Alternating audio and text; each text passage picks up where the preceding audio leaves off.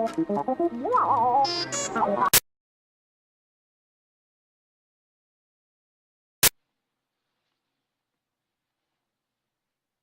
everybody and welcome to Out to the Film. Today we're going to be talking about two movies, Independence Day and The Free State of Jones.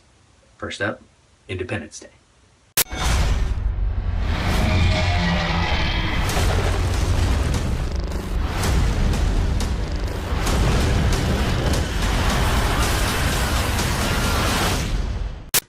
Hey, it's not a reboot, it's not a remake, direct sequel, and a pretty good one. A lot of reviews are comparing this to the original. Obviously, it's a sequel. They talking about, I think it was Gizmodo, talks about how this has all the spectacle and none of the heart. And then they make a point in their review of pointing out the spectacle is smaller. And I think that's important. I actually think this might be as good as or better than the original. Because it deals in, neither the original nor this one take much time to get deep into character. That's not what they're about. These are essentially disaster films with a thin disguise of sort of science fiction action on top. Disaster films are all about shallow characters. We spend a lot of time with them, but we don't necessarily get to know them. And another thing that comes from it being a disaster film is a lot of coincidence. Like, Levinson's father just happens to be picked up by the kids who are heading west, and so they get on a school bus and they end up in Area 51. And it takes almost no time to get there because, travel across the country is really fast in this world, I guess, even when you're driving a school bus and not driving one of the fancy alien technology vehicles. And that brings me to the future, or rather, the present, the futuristic present. 20 years of having alien technology has advanced human technology. And so we have better flying ships, we have better guns. We actually don't see much else of what we got from them. You'd think aliens that have interstellar travel can control gravity would have more interesting things like new ways to grow crops, or I don't know what else. It's very limited. That our understanding of them came to flying better jets and helicopters and shooting things. But hey, it's as I said, it's an action movie. So it's a lot of shoot things, they shoot us, we shoot them, the escalation thing. They're coming back. That is definitely bigger than the last one.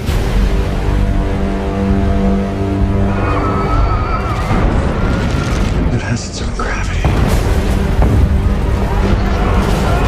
Of course the movie's bigger. It's supposed to be. It's a sequel. It's actually a really good sequel. It takes what we had in the first one, echoes a lot of its plot points, a lot of the beats of that story, echoes a lot of the characters, and even brings back most of those characters, and blows everything up bigger scope. The disaster footage, like the exploding buildings and stuff, is at the same time lessened in our detachment from it. And when you have the Burj Khalifa being like dropped point first down into London, yeah, that's huge, but no one comments on that being the Burj Khalifa. That line in the trailer about like they always go for the monuments, that happens when they hit the Tower Bridge, which is tiny. They just frickin' lifted the Burj Khalifa up in the air and dropped it. They just dropped the Petronas Towers on London, and no one comments on what those are. Those are huge. But again, it's Independence Day. It's going to be very America-centric, even though it's about uniting the world. That being said, this movie does a pretty good job of having a diverse cast with, like, Europeans, Africans, Americans, black people, Asian people, white people, putting everything together. It's Saw someone on IMDb talking about how it was pandering to the Chinese because they have like Chinese language spoken and Chinese main character. I'm like, yeah, how dare we pander to a different country other than America? But that's not what this movie is about. It is trying to be about a united world. Everyone coming together, working together to blow things up. Because that's what matters. So my complaints. The structure, it seems a little long. Similar to the first one, actually, in that respect. We have to go and fight, we have to fail, and then we have to figure out something else and almost fail that because the aliens are more advanced than us. It's that same structure as the first one. And it plays as a little long. Maybe a few too many characters. We're trying to get the diverse cast in. I mean, the little girl and her siblings played, what's this girl? Joey King. Barely get to know her other than she's upset because her boyfriend is dead and her mother might be. And she's driving across country with her siblings. There's not much depth to the other characters either, even the ones that we know from the previous film. Jeff Goldblum's character, Bill Pullman's.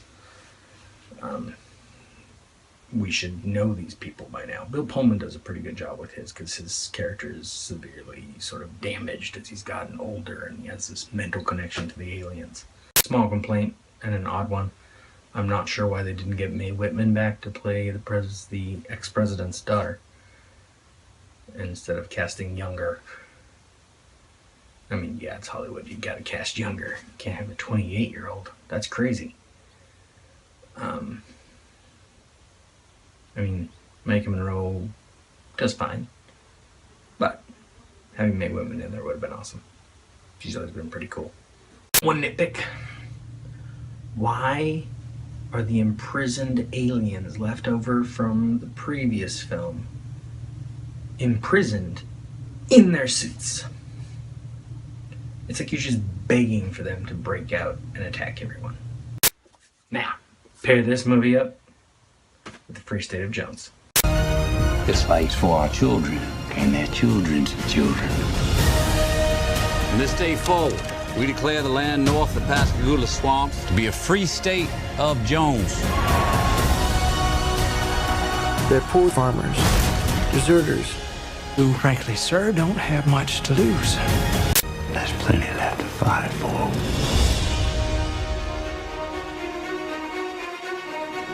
Free State of Jones, when I originally saw the trailer, I expected to have a really big sort of race relations problem going on. Like it was this black story being told from the white perspective. It's that Blind Side problem. You know, like we expected Sandra Bullock to show up and save the day. But it actually doesn't have too much of a problem dealing with the race part. It deals with the fact that there is a race problem even within Knight's group. And in the true story, it's debatable whether or not Knight was really trying to help the slaves or really trying to help the ex-soldiers. He might have just been an outlaw.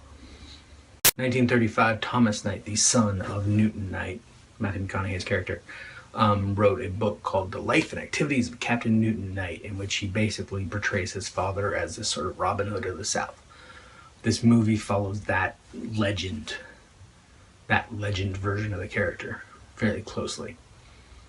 I couldn't find a cover of the book, but here's a couple images.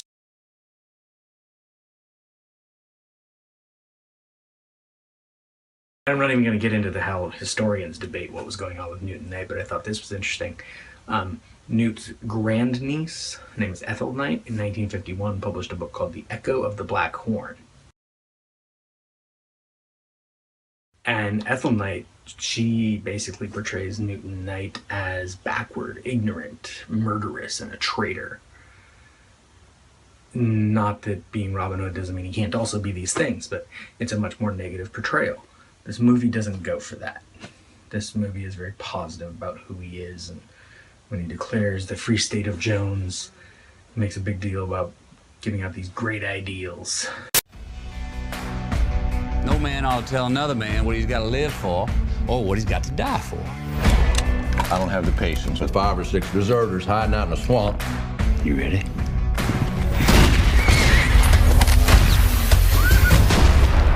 Just hang them. And the movie does fine with the story that it's trying to tell. Its biggest problem is that true story problem. Like the problem Pearl Harbor has. It's like, it's this story about this big battle that we lost. So how do you end the movie? I mean, this is Hollywood. You gotta take us out of Pearl Harbor and take us to, I forget the name of the raid at the end of that movie, but you gotta take us to us attacking Japan, because that's how war works, is we have to win. You can't tell that losing story. Never mind that, I mean, personally, I think Glory is one of the best war films ever, and that is a movie about losing. And the end of that movie is the dark part. Another movie that has this problem is The Alamo. Like, if you don't want to tell the story of us losing, don't make a movie about the Alamo. Then you don't have to tack on that extra act of us going and beating some Mexicans. This movie has that problem. The problem with the Free State of Jones, the movie, is that it is too long. It's 2 hours, 20 minutes, I think, officially. It feels more like a 3-hour movie. It's got this great ending point, and maybe when the war ends, and then it goes a little further, and it's got a great ending point there. And then it goes a little further, and it's got a great ending point there. And then it keeps stretching us past the end of the war when the fight had ended, because it's trying to tell the story about him helping these slaves, when most of the story wasn't quite about that. And it really tries to wrap itself in this story. I mean, literally. Maybe not literally. Figuratively. Because in the 1940s, Davis Knight, who was Newton's great-grandson, was charged with misogyny when he married a white woman. Now, Davis Knight looked white. In the movie, he looks white. In reality, looked white, because I think he's dead. Even though, the thing was, as a descendant of Newton Knight and this freed slave Rachel, he is 1/8 black, at least. And the movie actually cuts forward 85 years to his trial. And it's awkward. It's like the movie is trying to wrap itself in this story about this. It's trying to be the thing that I expected it to be, which is this really lame white man saves the black man story. When it isn't quite that. It's a more general rebellion. It's actually more of a class story than a race story. It's about these poor men fighting against the rich men who, at the beginning of the movie, we find out the rich men, for every 20 slaves they own, they don't have to go to war. If they own another 20, their oldest son doesn't have to go to war. If they own another 20, their next oldest son doesn't have to go to war. Meanwhile, these poor men are all being drafted into the war when they don't want to be. And that is a better story that this movie should be trying to tell. And it tries to tell both and ends up almost telling neither. It's got some great moments, though. One is actually spoiled in the trailer, so I'm going to spoil for you here. See anything? He's out there. He won't miss this.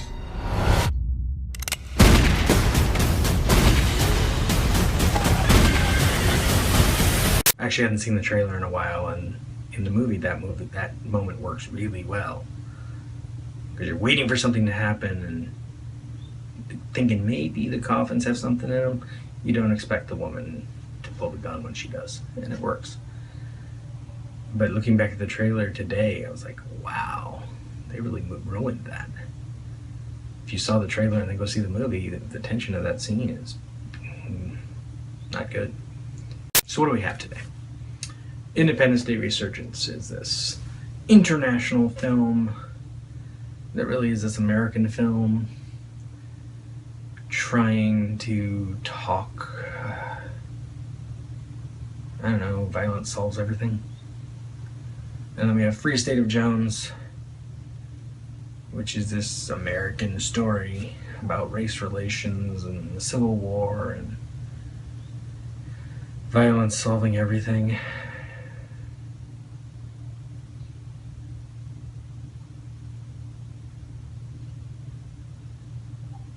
They're both entertaining. They're both a little long, especially Free State of Jones. Independence Day Resurgence, I think, might actually be a better film than the first one because it doesn't get as hokey, even in its coincidence stuff.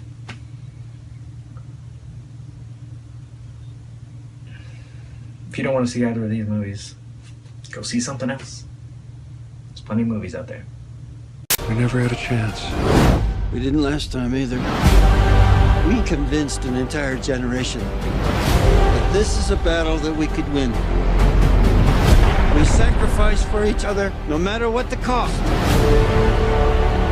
And that's worth fighting for.